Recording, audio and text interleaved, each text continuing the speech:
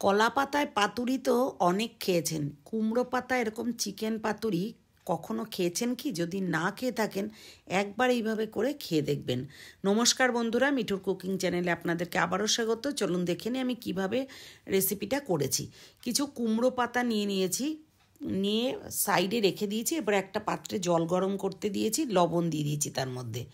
এবার কিছু chicken, solid chicken ফ্রিজে ছিল, সেই চিকেনগুলোকে সেদ্ধ করে নিয়ে ভালো করে ছাড়িয়ে নিয়েছি। 1/2 ইঞ্চি আদা, 4-5 কোয়া রসুন, বড় বড় কোয়া রসুন, একটা বড় সাইজের পেঁয়াজ আর 2টো কাঁচা লঙ্কা কুচি করে নিয়েছি।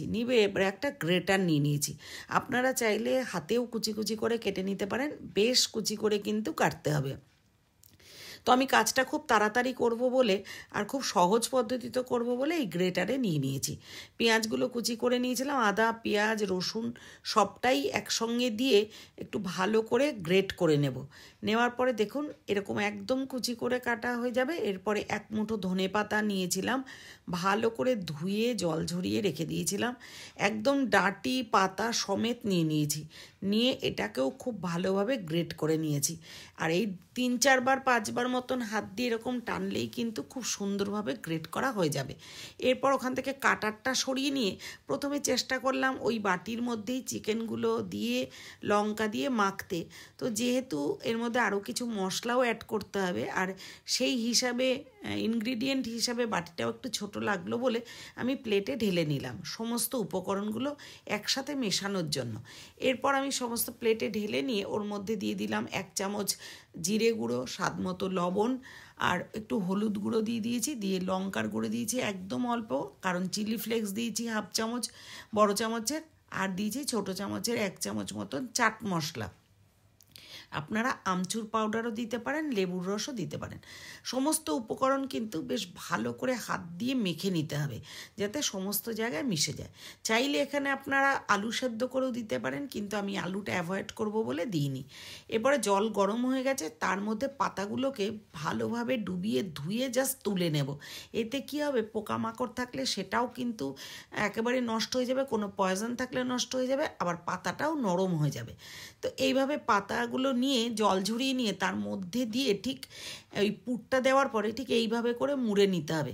প্রত্যেকটা পাতা কিন্তু আমি এইভাবে করে মুড়ে নেব। দেখুন আবারও একটা পাতা দেখিয়ে দিচ্ছি, প্রায় মাঝখানটায় ওই পুরটা দিয়ে প্রথমে এইভাবে একটা ফোল্ড করে, তারপরে সেকেন্ড ফোল্ডটা করে দুপাশ দিয়ে 2টো পাতা নিয়ে ফোল্ড করে এই যে।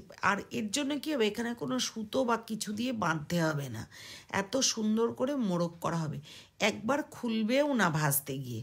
তো এরকমভাবে আমি প্রত্যেকটা পাতা রেডি করে নিয়েছি।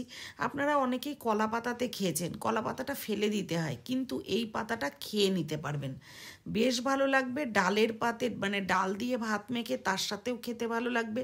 গরম ভাতে যদি লবণ লঙ্কা দিয়ে ভাতটা মেখে নেওয়া যায় তাহলেও এটা খেতে খুব ভালো লাগবে। যারা ঘি মাখন খেতে ভালোবাসেন, গরম ভাতে ঘি মাখন নিয়েও সাইডে কিন্তু এই রেসিপিটা নিয়ে খেতে ভীষণ ভালো লাগবে। একবার অন্তত করে খেয়ে দেখবেন। এই সময় গ্যাসটা কিন্তু লো টু মিডিয়ামেই রাখতে হবে, হাইতে দেওয়া যাবে না, তাহলে পাতাগুলো পুড়ে যাবে, ভেতরটা ভালো করে রেডি হবে না। তো এইভাবে আমি প্রত্যেকটা পাতা খুব সুন্দর করে ভেজে নেব, যাতে একটু সবুজাবও থাকে, আবার একটু ব্ল্যাকিশও হয়। মানে বেশি ব্ল্যাক হলে কিন্তু পুড়ে যাবে, পাতাটা ড্রাই হয়ে যাবে, তেতো লাগবে, খেতে বেশি ভালো লাগবে না। ওই জন্য ভাজাটা একটু বুঝেই করতে হবে। আর একদম হালকা তেলে ফ্রাই করা, এর জন্য কিন্তু হেলদিও, টেস্টি তো বটে, হেলদিও। একবার এইভাবে যদি না খেয়ে থাকেন তো করে খেয়ে দেখুন। এই চিকেনের জায়গায় কিন্তু আপনারা ভেজিটেবল দিয়েও পুরটা দিতে পারেন। তো আমার কাছে চিকেন ছিল, আর বাচ্চারা ভীষণ চিকেন খেতে ভালোবাসে, সেই কারণেই কিন্তু চিকেন দিয়ে করেছি। আর ম্যাক্সিমাম বাড়িতে কি হয়, সলিড চিকেনটা খেতে অনেকেই পছন্দ করেন না, তো তাদের জন্য কিন্তু এই রেসিপিটা একেবারেই পারফেক্ট।